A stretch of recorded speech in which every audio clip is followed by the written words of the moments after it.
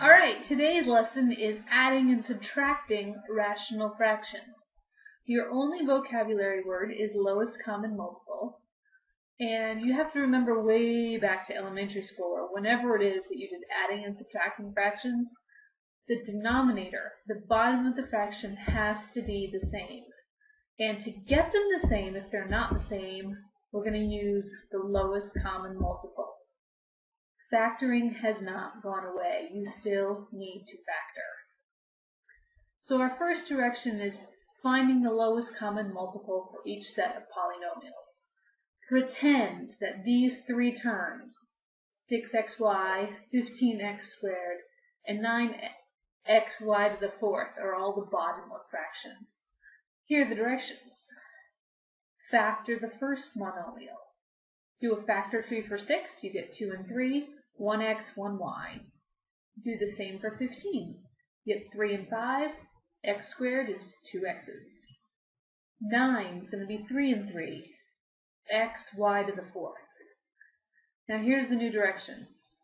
Use each factor the greatest number of times it appears. Then simplify. What this direction means is over here. Get out of there. In the first row, you had a 2, a 3, and an x and a y. Well, of all your other rows, there was only that 1, 2, so they put it down there.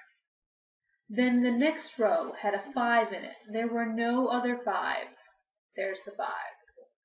There was a 3, and then 2 3s. So they put down the most, which was 2 3s.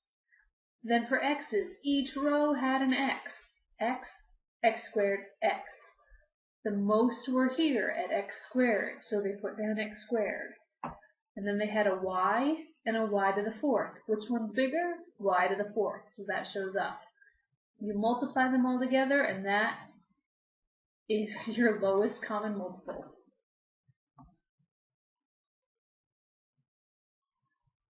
Here's another example.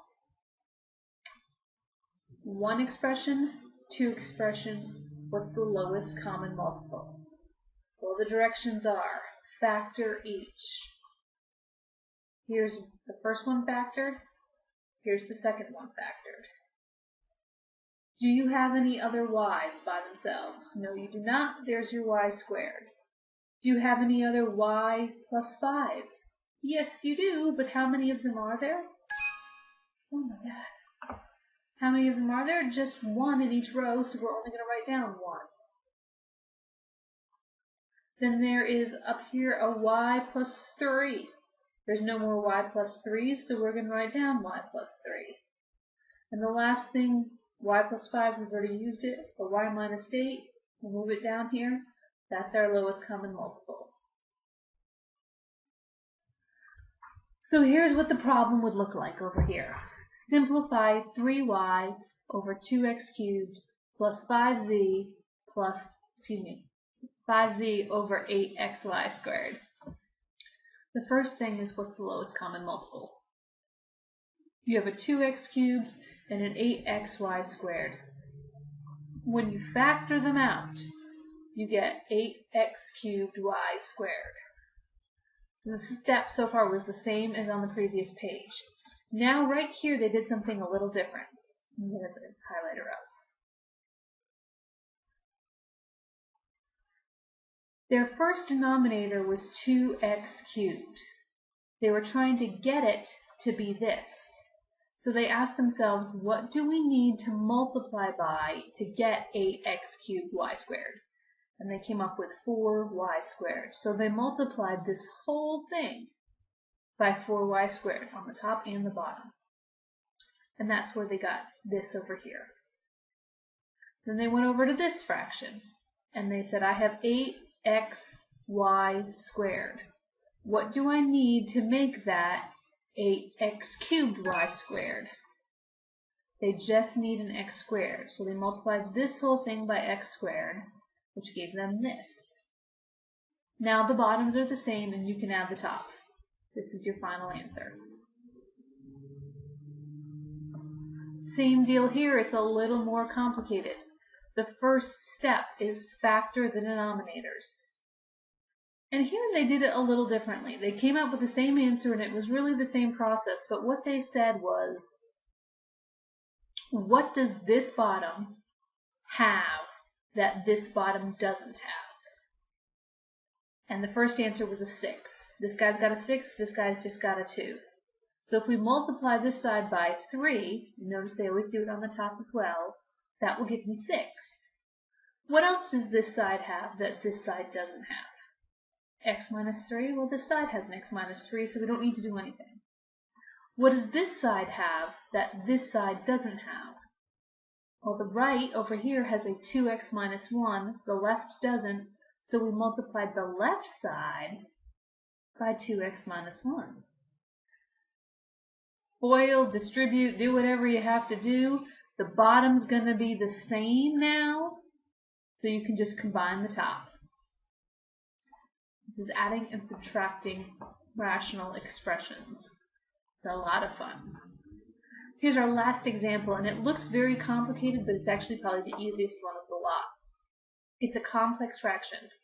First rule of complex fraction, which they did as like step 6, but you know you can rewrite it as a division problem.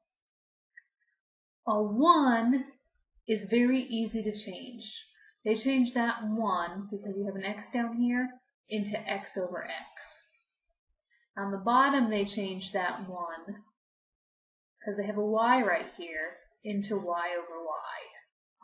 Now they combined.